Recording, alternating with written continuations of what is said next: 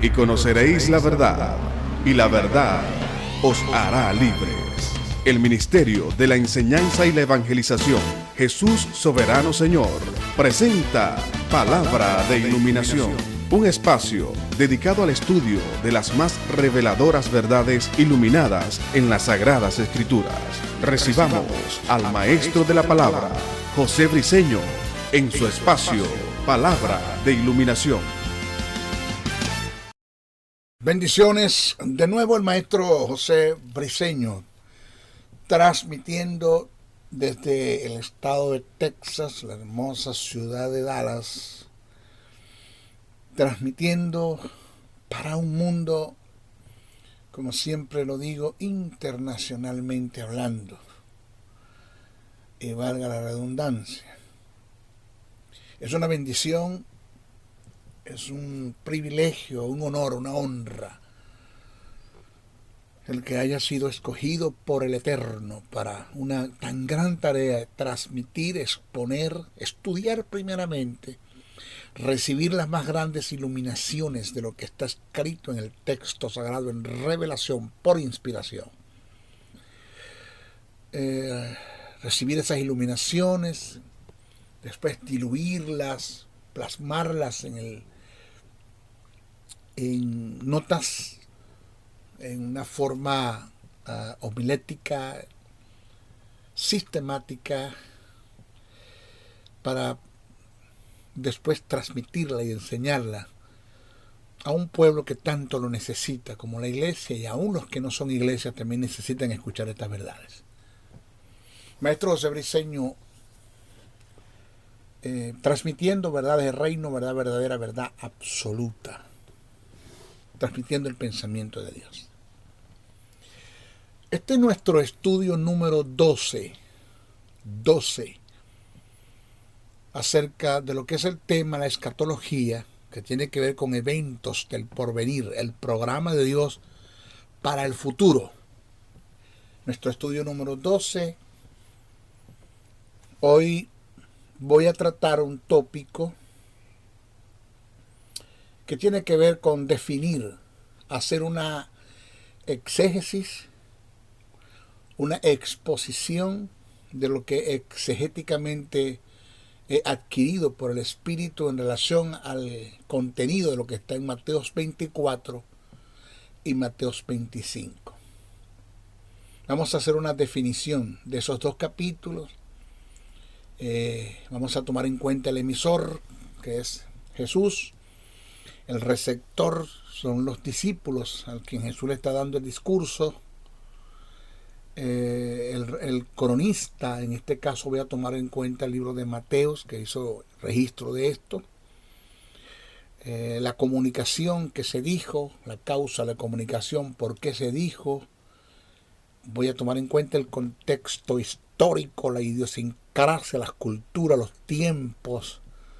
Tomar en cuenta la gramática del griego, aunada a la del español. Tomar en cuenta la etimología de algunos términos en el pasaje. Voy a tomar en cuenta las figuras retóricas que se presentan en el pasaje para presentar la verdad verdadera, la verdad absoluta, lo que está plasmado en Mateo 24 y 25, que muchos, oído bien, muchos predicadores o evangelistas reconocidos como evangelistas por el pueblo de Dios usaron Mateo 24 y Mateo 25, entre otros, para hablar acerca del arrebatamiento de la iglesia, y resulta que Mateo 24 y Mateo 25 no tienen nada, absolutamente nada que ver con la iglesia, que es un discurso que Jesús da por causa de preguntas que los discípulos le hicieron. Eso lo vamos a aprender en este estudio. Eso de que esas expresiones que están acá en Mateo 24, que hablando es en el campo uno será tomado, el otro será dejado, eso no tiene nada que ver con el arrebatamiento de la iglesia. Me enseñaron que el que es tomado para porque se va con Cristo, el que es dejado se queda en la gran tribulación, y resulta que es al revés. El que es tomado para juicio, y el que es dejado para que reine con Cristo en el milenio. Pero eso lo vamos a estar explicando. ¿Ok? Definición de Mateo 24-25. Estos dos capítulos del escritor y recopilador Mateo forma parte del discurso que diera Jesús en el monte de los olivos. ¿Okay? Ya tomamos en cuenta acá el emisor, que es Jesús. Y vamos a seguir trabajando con los principios de hermenéutica. Vuelvo a repetir, estos dos capítulos del escritor y recopilador Mateo forman parte del discurso que diera Jesús en el monte de los olivos. Es un discurso enteramente profético relacionado con la destrucción del templo en el tiempo que Jesús lo dijo. Es profético, de todo lo que Jesús dijo allí es profético, aunque hay cosas que ya se cumplieron, pero todavía hay partes que tienen que cumplirse. Entonces es un discurso enteramente profético relacionado con la destrucción del templo, el periodo de la gran tribulación y la segunda venida de Cristo para la implantación del reino. Eso es lo que encierra el discurso. Este discurso en forma exclusiva solo tiene relación con Israel. La iglesia no tiene nada que ver con esto. Repito, este discurso en forma exclusiva solo tiene relación con Israel. Su marco es evidentemente palestino. Por esa causa aparecen expresiones tales como: entonces los que estén en Jerusalén huyan a los montes. Su entorno es distintivamente judaico.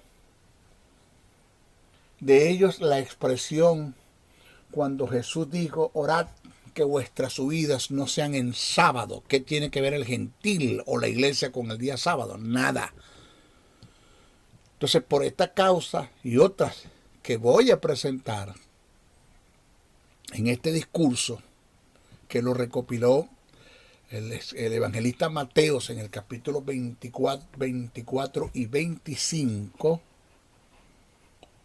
no tiene nada en absoluto, repito, con la iglesia. No tiene nada que ver en absoluto con la iglesia. Y hay quienes alegan en forma descontextualizada que este discurso sí tiene relación con la iglesia, apoyándose en una expresión que Jesús hiciera mención de sus escogidos, en relación a sus escogidos, cuando digo: y enviaré a sus ángeles con gran voz de trompeta y juntará a sus escogidos. Pero ¿quiénes son esos escogidos? Si la iglesia va a ser levantada, resucitada y transformada por el Espíritu Santo, no por los ángeles, entonces ¿quiénes son estos escogidos? Porque estos escogidos, valga la redundancia, fueron escogidos por los ángeles. ¿Ah? Eso está en Mateo 24, verso 31. Pero más adelante, en el desarrollo del estudio, voy a presentar la verdadera interpretación de quién hace referencia a Jesús cuando menciona a sus escogidos. Por eso no se aparte, quédese allí, búsquese un anotador y un apuntador y vaya tomando notas. ¿Ok? Ahora, además de estas verdades que les acabo de expresar y de presentar en esta pequeña introducción que estoy dando, para hacer un estudio conciso, muy concienzudo de este capítulo, hay que tomar en cuenta factores que son muy determinantes. Por eso es que no es leer Biblia. Se acabó la guachafa, perdone usted la forma dura que lo voy a decir. Se acabó la delincuencia. de gentes flojas, de gentes irresponsables, de gentes que no le dedican tiempo al estudio de las Escrituras, no a leer. La Biblia es un libro que se lee para estudiar. Si usted no va a estudiar la Biblia, no la lea, porque usted va a pasar o va a entrar en el mundo de la delincuencia, de la vaguedad, de los que hacen las cosas sin propósito. Porque lo mío es sentarme, leer la Biblia para ir analizando todo lo que estoy leyendo, extraer el pensamiento, quién dijo esta verdad, a quién se lo dijeron, por qué lo dijeron, dónde lo dijeron, cuándo lo dijeron, por qué lo dijeron. Pero igualito vamos a leer la Biblia como para ocupar tiempo en un culto y decir que le estamos haciendo servicio a Dios. Eso es basura, eso no se hace. Ahora,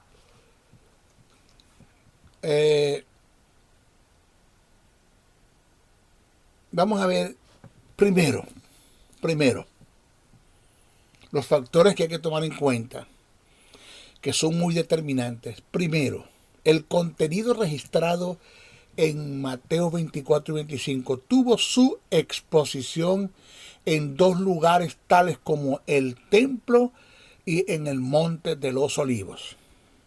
Ahí se dieron ese discurso.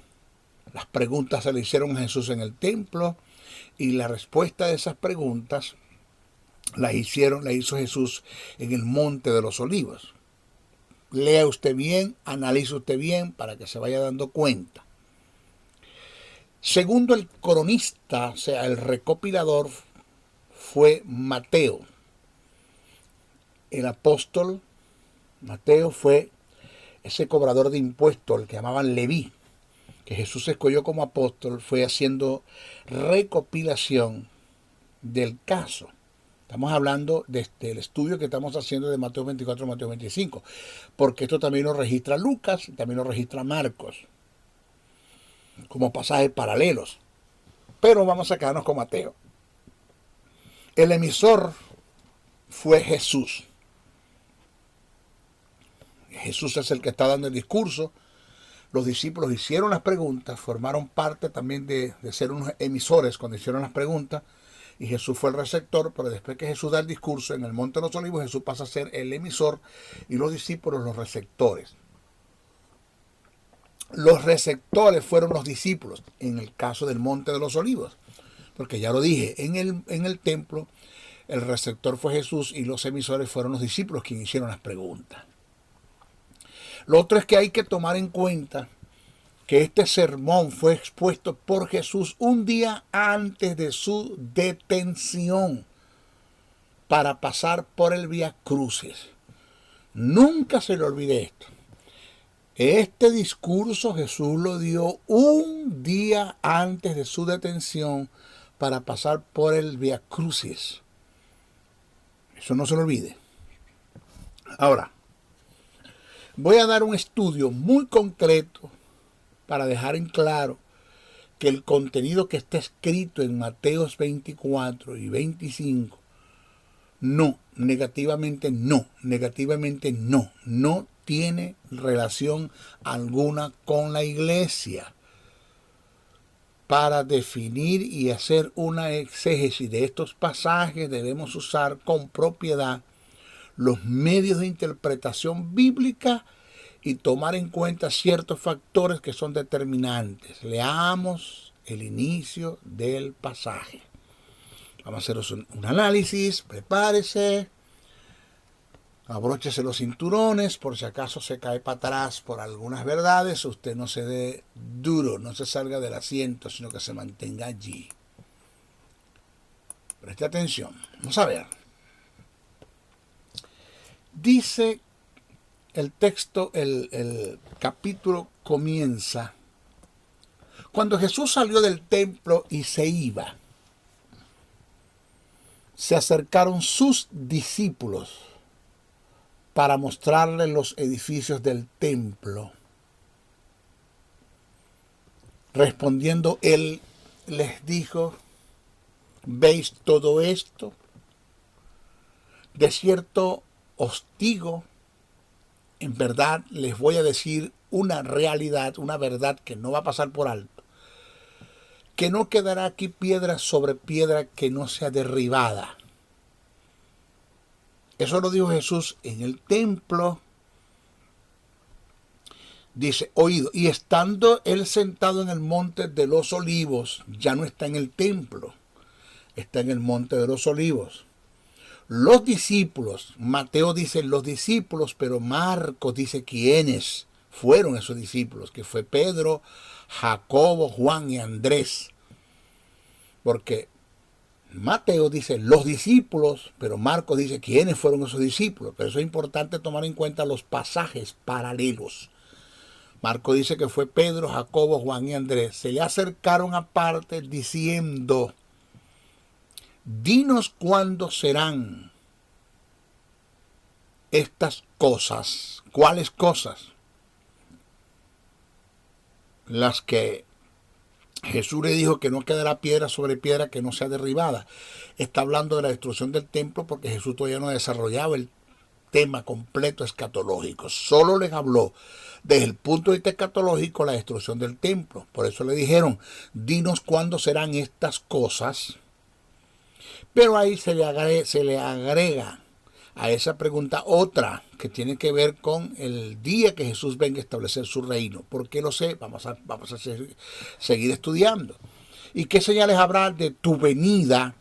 Que allí cuando le pregunta Pedro, Jacobo, Juan y Andrés a Jesús, ¿qué señales habrá de tu venida? No está hablando de la venida para el arrebatamiento de la iglesia. Está hablando de su venida para la implantación del reino. ¿Y por qué usted dice eso, maestro? Ya se lo voy a explicar. Quédese allí. Vaya tomando nota. ¿Qué señales habrá de tu venida y del fin del siglo? Respondiendo Jesús les dijo. ¿Qué respondió Jesús? ¿A qué respondió Jesús? Debo decir, corrijo. ¿A qué respondió Jesús? Vuelvo a repetir. ¿A qué respondió Jesús? A las preguntas que le hicieron los discípulos. ¿Qué respondió? Ahí está.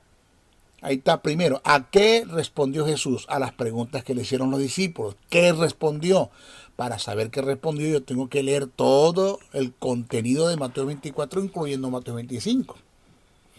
Vamos a ver. Dice, respondiendo Jesús les dijo. Ahora, tome en cuenta este factor que es muy determinante. No se le olvida esta verdad verdadera, absoluta, que está acá como principio de interpretación. Vaya siguiéndome que el Maestro del Señor no está jugando al ministerio. Yo sé lo que estoy haciendo. Las preguntas que le hicieron los discípulos a Jesús cuando le expresaron cuándo serán estas cosas y qué señales habrá de tu venida y del fin del siglo. Esas preguntas fueron a causa de un acontecimiento previo que los discípulos tenían del reino que se daría en el milenio debido a las profecías que dieron los profetas y que estaban registradas en el Antiguo Testamento. Vuelvo a repetir, esas preguntas, ¿cuándo serán estas cosas? Esa pregunta, la primera, tiene que ver con la destrucción del templo y qué señales habrá de tu venida, esta segunda, y del fin del siglo, y esta tercera. La segunda pregunta y la tercera pregunta fueron a causa de un conocimiento, repito, de un conocimiento previo que los discípulos tenían del reino que se daría en el milenio debido a las profecías que dieron los profetas y que estaban registradas en el Antiguo Testamento, tales como Zacarías capítulo 12, verso 10, capítulo 14, verso 5, Joel capítulo 2, verso 11 al 31, Sofonías capítulo 1 verso 4, Malaquías 4:1 y Isaías 11:6. Vuelvo otra vez a repetir. Ellos le preguntaron, ¿cuándo serán estas cosas? La primera pregunta tiene que ver con la destrucción del templo. No se nos olvide eso. La segunda pregunta y la tercera, que viene siendo la segunda, ¿y qué señales habrá de tu venida? Y del fin del siglo, que viene siendo la segunda y la tercera, fueron preguntas que se dieron a causa de un conocimiento previo que los discípulos tenían del reino que se daría en el milenio, debido a las profecías que dieron los profetas y que estaban registradas en el Antiguo Testamento. Ya di la cita. De modo, presta atención, de modo que es imposible que los discípulos le estén preguntando a Jesús por su venida para el arrebatamiento de la iglesia, cuando ellos no tenían conocimiento de la iglesia porque no existía. La iglesia nace en Jesús, en la resurrección, y cuando Jesús resucita, ahí es donde nace la iglesia, porque Él es la cabeza del cuerpo. La iglesia no nace en el Pentecostés, la iglesia tiene su manifestación visible en el Pentecostés, pero la iglesia nace en la resurrección porque Él es la primicia de todos nosotros. Entonces, es imposible que los discípulos le estén preguntando a Jesús por su venida para el arrebatamiento de la iglesia cuando la iglesia no existía. Por lo tanto, ellos no tenían conocimiento de la iglesia. ¿Cómo usted le va a preguntar a Jesús, si usted está ahí en el lugar, le va a preguntar a Jesús por algo que usted no conoce? Entonces, de la venida que le preguntaron los discípulos a Jesús está relacionada con la implantación del reino. Eso sí lo conocían ellos. El establecimiento del reino, cuándo será tu venida, cuándo tú vas a venir para establecer el reino. O sea que el arrebatamiento de la iglesia es una doctrina de la gracia. Nunca antes en la dispensación pasada se había tratado el misterio de la iglesia. Fue el apóstol Pablo que se le reveló e hizo registro del caso. Ahora, lo otro, el pueblo de Israel solo esperaba al Mesías prometido, al Redentor de Israel. La iglesia estaba en un valle profético. Oiga, se lo vuelvo a repetir, el pueblo de Israel solo esperaba al Mesías prometido, al Redentor de Israel. La iglesia estaba en un valle profético. Este era el misterio revelado del que Pablo dejó escrito. El apóstol Pablo en el Nuevo Testamento lo asentó. En la antigua dispensación solo 2 casos se mencionaron en relación a un supuesto arrebatamiento. Y esto es el de Elías y Enoc, según Génesis 5:24 y Segunda de Reyes 2:1-2. Y en el caso de ambos, Dios produjo la muerte natural en ellos, pero no es lo que se enseña, que estos 2 personajes no vieron muerte. La Biblia registra en la carta a los Hebreos la muerte de estos 2 personajes, pero más adelante daré una explicación del caso. ¿Ok? Fíjese esto. Inclusive ya eso lo expliqué en el estudio pasado, en el estudio número 11, eso está bien explicado. Ahora, Jesús en un momento que estuvo con sus discípulos antes de ser entregado, les mencionó rasgos del arrebatamiento de la iglesia. Les mencionó rasgos del arrebatamiento de la iglesia. Pero los discípulos no lo entendieron por lo turbado que estaban. Y esto está registrado en el Evangelio de Juan cuando dijo, si me amás, y si me fuere y os prepararé lugar, vendré otra vez y os tomaré a mí mismo, para que donde yo estoy vosotros también estéis. Juan 14:13. Esto lo dijo Jesús, pero ellos no lo entendieron nada. Estaban turbados totalmente. Dice, y si me fuere y os preparare el lugar, que el término lugar no tiene que ver con casitas en el cielo. Ese término lugar tiene que ver con, es una expresión, un término jurídico, que tiene que ver con derecho, con legalidad. Ese término lugar. Después le explico eso. Y si me fuere y os prepararé el lugar, vendré otra vez y os tomaré a mí mismo, para que donde yo estoy vosotros también estéis. Ahora, el otro caso registrado, mencionado por Jesús en relación al arrebatamiento, está en el relato de la resurrección de Lázaro. Jesús lo dijo y nadie lo entendió. Eso no lo entendió nadie. Y eso es lo que expresa Jesús. Eso está en Juan capítulo 11, verso 25 al 26. Dice, yo soy la resurrección y la vida. El que cree en mí, aunque esté muerto, vivirá. Y todo aquel que vive y cree en mí, no morirá eternamente. Ahora, lo otro, todo el desarrollo de Mateo 24 y Mateo 25 se da por causa de las preguntas que le hicieron los discípulos a Jesús. El texto dice respondiendo Jesús. Así es el texto, respondiendo Jesús. Por tanto, lo que se dice en Mateo 24 y Mateo 25 no tiene relación con la iglesia, ya que los discípulos no le preguntaron a Jesús nada que tenga que ver con la iglesia. No existía la iglesia, ellos no conocían la iglesia, no le tienen que preguntar nada que tenga que ver con la iglesia. Jesús da un discurso y un desarrollo por causa de las preguntas que le hicieron, y si los discípulos no le preguntaron nada de la iglesia, nada de lo que está en Mateo 24 y Mateo 25 tiene que ver con la iglesia.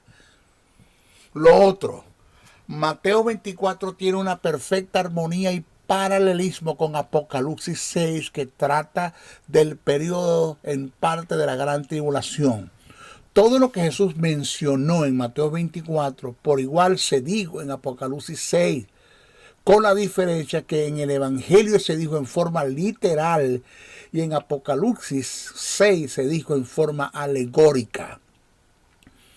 Lo registrado en Mateo 24 del versículo 3 al 14 es lo que está registrado en Apocalipsis capítulo 6 del verso 1 al 11.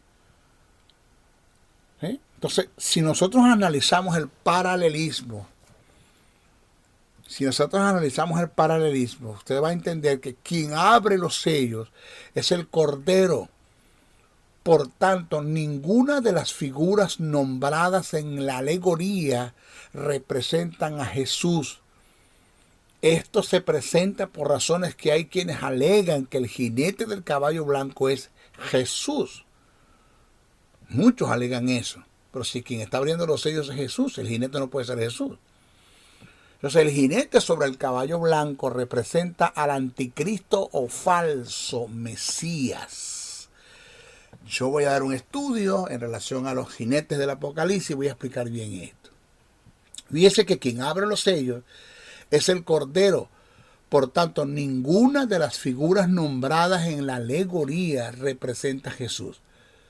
Y esto se presenta por la razón de que hay quienes alegan que el jinete del caballo blanco es Jesús. Y esta exclusión la dan porque relacionan al jinete blanco en Apocalipsis 19, verso 11, que viene sobre un caballo blanco, y el que cabalga es uno llamado fiel y verdadero. Y está coronado con múltiples coronas. Lo que no se han percatado, es que el jinete nombrado en Apocalipsis 6, su corona es una Estefan, término en griego que tiene que ver con corona, pero es Estefan, corona que según sus características es de un vencedor, mientras que la corona del jinete de Apocalipsis 19 es un diadema Diadema, no Estefan, diadema, corona, es una corona real que supera la categoría de la corona de un vencedor. ¿Ok? Lo otro, el jinete sobre el caballo rojo representa la guerra, el jinete sobre el caballo negro representa el hambre, y el jinete sobre el caballo amarillo representa pestilencia y muerte. Si en el registro de Apocalipsis no se menciona la iglesia, en Mateo tampoco tiene que mencionarse, porque Mateos 24 y Apocalipsis 6 son dos pasajes paralelos que te tratan un mismo asunto. Lo otro, el 80% de lo que registra Mateos 24 son referencias que se tomaron de lo que está escrito en el Antiguo Testamento. Vuelvo a repetir, el 80% de lo que registra Mateo 24 son referencias que se tomaron de lo que está escrito en el Antiguo Testamento. Voy a dar ejemplo. Lo dicho en Mateo 24, verso 9 al 10, el ser aborrecidos por causa de su nombre. Eso está registrado en Daniel capítulo 9, versos 20 al 27. El otro ejemplo, lo dicho en Mateo 24:15 acerca de la abominación desoladora, está registrado en Daniel capítulo 9, versos 20-27. El otro ejemplo, lo dicho en Mateo 24, versos 16 al 20, la huida a los desiertos, está registrado en Isaías 16, el verso 1 al 5, Isaías 26, el verso 20 al 21. El otro ejemplo, lo dicho en Mateo 24:21 acerca de la gran tribulación que no la ha habido ni la habrá, está registrado en Jeremías 37 y Daniel 12:1. Lo otro, lo dicho por Jesús en Mateo 24, verso 27 acerca de su venida como el relámpago que sale del oriente, se esconde hasta el occidente, está registrado en Zacarías el capítulo 9, verso 14. El otro ejemplo, lo dicho en Mateo 24, verso 28 acerca del cuerpo muerto y las águilas, está registrado en Job 39:30. El otro ejemplo, lo dicho en Mateo 24, verso 29, señales astronómicas, está registrado en Isaías 13:10, Ezequiel 32:7, Joel 2:31 al 32 y Sofonías 1:15. El otro ejemplo, lo dicho en Mateo 24, verso 30, la venida de Jesús en las nubes con poder y gloria, está registrado en Daniel 7, verso 13 al 14. El otro ejemplo, lo dicho en Mateo 24:30, el lamento de todas las naciones cuando vean venir al Hijo del Hombre, está registrado en Zacarías 12, el verso 10 al 14. El otro ejemplo, lo dicho en Mateo 24:31, que enviará sus ángeles con gran voz de trompeta y juntará a sus escogidos de los cuatro vientos desde un extremo del cielo hasta el otro, está registrado en Isaías 27:13 y Zacarías 9:14. El otro ejemplo, en Mateo 24:40-41, y estarán dos en el campo, el uno será tomado y el otro será dejado, está registrado en Isaías 4, el verso 2 al 4. En conclusión, si un gran porcentaje de lo que aparece registrado en Mateos 24, por lo menos el 80%, son referencias tomadas del Antiguo Testamento, de lo que los profetas dijeron,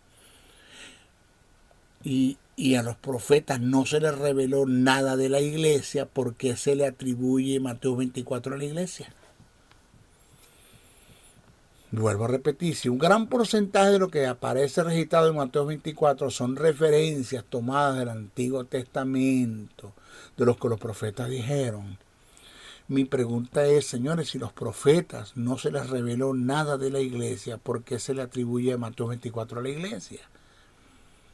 Además de esto, en Mateo 24 hay términos que ya los hemos analizado que no se relacionan con la iglesia, tales como ladrón en la noche, escogidos, los días de Noé, el lloro y el crujir de dientes, el que es tomado y el que es dejado. Estos términos no tienen nada que ver con la iglesia. Por otro lado, hay que analizar que Mateo 24 tiene una relación directa con Mateo 25. ya que es un solo pensamiento por razones que voy a presentar. Oiga, el comienzo de Mateo 25 aparece lo que se conoce gramaticalmente como un adverbio demostrativo continuativo. Vuelvo a repetir, el comienzo de Mateo 25 aparece lo que se conoce gramaticalmente como un adverbio demostrativo continuativo. Se emplea para indicar una relación causal entre una razón y otra. Denota una secuencia. ¿Cuál es ese adverbio demostrativo continuativo? Entonces. Así comienza Mateo 25. Entonces, según este término, en el aspecto gramatical, Mateo 25 es una continuación de Mateo 24. Entonces, por otra parte, podemos observar que el comienzo de Mateo 26, toma en cuenta Mateo 24, Mateo 25, ahora vamos a Mateo 26, lo hace con una expresión que demuestra por completo y sin lugar a duda. Por otra parte, debemos observar que el comienzo de Mateo 26 y sin lugar a duda que los dos capítulos anteriores a este, cual Mateo 24 y Mateo 25, tienen una relación directa por ser un solo pensamiento. El pasaje comienza diciendo: cuando hubo acabado Jesús todas estas palabras. ¿Cuáles palabras Jesús acabó de decir? Las que dijo Mateo 24 y Mateo 25. O sea que cuando comienza Mateo 26 se rompe la hilación del pensamiento. Entonces, si analizamos detenidamente, nos podemos dar cuenta que el desarrollo de Mateo 26 no tiene ninguna relación con los capítulos anteriores, que se rompe por completo la hilación del pensamiento que se traía en los capítulos 24 y capítulos 25. ¿Ok? Bueno, vamos a dejarlo allí. Nuestro próximo estudio vamos a hablar de la tribulación y la gran tribulación. Voy a explicar lo que es la semana número 70 y todo lo relacionado a la tribulación y la gran tribulación. Se despide el maestro José Briceño, no sin antes pedirle 4 cosas. 1, oren mucho por mí. No dejen de orar por mí, les agradezco. Creo, la oración del justo puede mucho, dice el texto sagrado. Que Dios me dé vida, me dé salud, me fortalezca. 2, compartan este mensaje, no se queden con él. Compártanlo. 3, busquen suscriptores que se suscriban al canal para que sigan recibiendo este mensaje. Y 4, si usted puede enviar una ofrenda al maestro José Briceño, se lo agradecemos. De esto vivimos y a esto nos dedicamos. Si yo dejara esto por ir a buscar un trabajo secular, pues yo perdería mi tiempo. Y Dios me llamó a esto. Sosténgame, ayúdeme a seguir adelante. ¿Cómo lo hacemos, maestro? Ahí están los correos, los caracteres, ahí en la imagen aparece el correo, mi teléfono. Usted me puede llamar o escribirme al WhatsApp, haciéndome preguntar cómo lo hace y le daremos una mayor información. ¿Ok? Bendiciones, bendiciones, bendiciones. El Ministerio de la Enseñanza y la Evangelización, Jesús Soberano Señor, presentó Palabra de Iluminación. Te invitamos a un nuevo espacio de corte similar por nuestros diferentes medios de comunicación. Contáctanos en los Estados Unidos al WhatsApp +01 786 604 3352 y a los correos jocn77briceno@gmail.com y a maestrojosebriceno.blogspot.com. Bendiciones.